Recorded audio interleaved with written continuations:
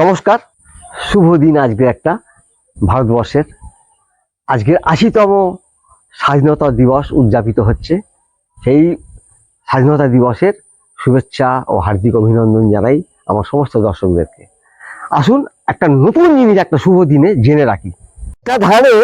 প্রতিটা ধানে এই একটা ধান একটা গ্রেনে কিন্তু এর ৬টা কিন্তু পুরুষ রেণু থাকে। তাহলে ৬টা পুরুষ মানে পুংকেশর বলে আর কি। তাহলে পুংকেশর ৬টা থাকবে, একটা গর্ভকেশর থাকবে। এই পুংকেশর দেখবেন একটা ধান যখন ধানটা প্রথম মানে মানে শীষ থেকে বেরোলো, আস্তে আস্তে ধানটা একটু ফাঁকা হয়ে থাকে, আর ওর মাথায় দেখবেন ৬টা বাঁকা পুংকেশর, মানে ওই পুংকেশরের মাথায় থাকবে মানে পরাগের থলি থাকবে। সেই থলিটা বাস্ট করবে কখন, ফাটবে কখন?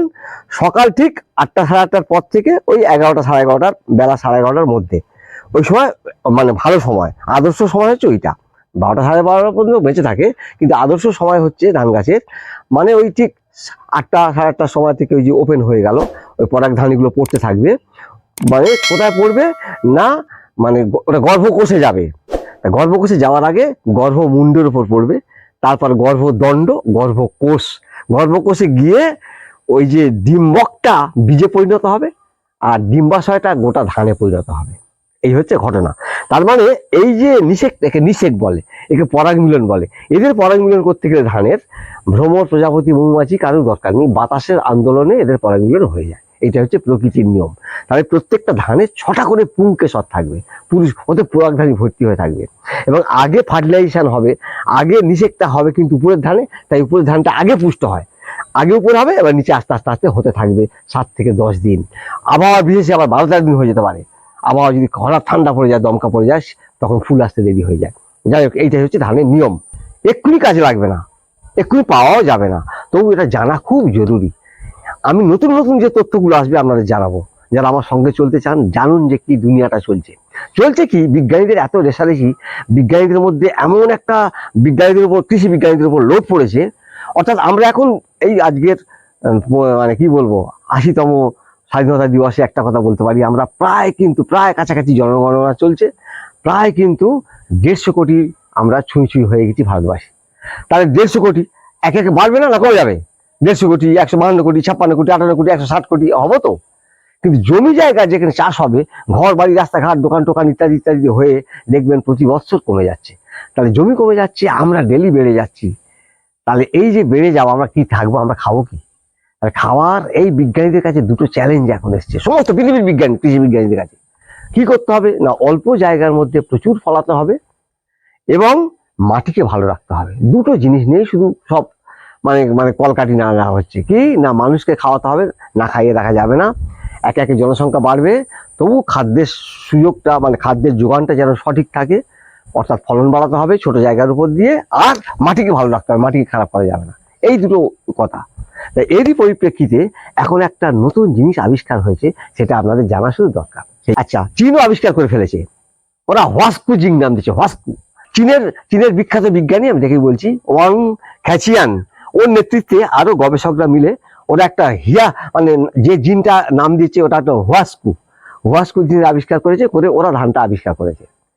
আমাদের ভারতের বিজ্ঞানীরা ক্যালিফোর্নিয়ার যে প্রধান গবেষণাগারের, ক্যালিফোর্নিয়া বিশ্ববিদ্যালয়ের প্রধান বিজ্ঞানী যে ভেঙ্কটেশন, বাঙালি বংশোদ্ভূত ভেঙ্কটেশন সুন্দরাসন, ওনার নেতৃত্বে বলতে পারি, আর বিভিন্ন আমাদের ভারতীয় যে গবেষণাগার আছে, গবেষকরা তারা সকলে মিলে, আমাদের বিশেষ করে ICAR আছে, Indian council of agricultural research, বা আমাদের অন্যান্য গবেষণাগার যারা আছে, তারা মিলে আমাদের ভারতেও কিন্তু এই ধানের আবিষ্কার করা হয়েছে।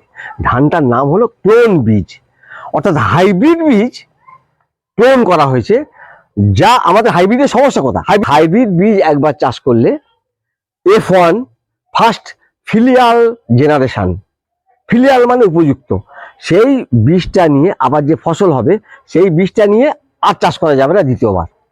অর্থাৎ F2 চাষ করা যাবে না, F3 চাষ করা যাবে না, F1 বীজ বারবার কিনতে হবে, বারবার প্রতি বছর কিনতে হবে দাম দিয়ে। এই যে চাষিদের কাছে সমস্যা হয়ে যাচ্ছে। এই যে আবিষ্কার হয়েছে নতুন ক্লোন বীজের, হাইব্রিড ক্লোন মানে হাইব্রিডের মতো একদম অ্যাজ ইট ইজ হাইব্রিড হবে, সেই বীজটা চাষিকে আর প্রতি বছর কিনতে হবে না। দেশি ধানের মতো বছরের পর বছর চলতে থাকবে। আগে বুঝুন ব্যাপারটা কি হয়েছে। অর্থাৎ ফলন একই থাকবে, মাতৃগুণ সম্পন্ন একই ভাব থাকবে, এবং বছরের পর বছর চাষি চাষ করতে পারবে, আর নতুন করে বীজ প্রতি বছর হাইব্রিড বীজ কিনতে হবে না। এই জন্যই তো হাততালি সব পড়ে গেছে, বাহ ভালো তো। এখন কিন্তু ভারতের বাজারে আসেনি, আসবে আসবে। এর ব্যাপারটা কি হচ্ছে কি না, মানে এই বীজটা একটা সিনথেটিক অ্যাপোমিক্সিস পদ্ধতি, অ্যাপোমিক্সিস এই পদ্ধতিতে বীজটা তৈরি হয়েছে।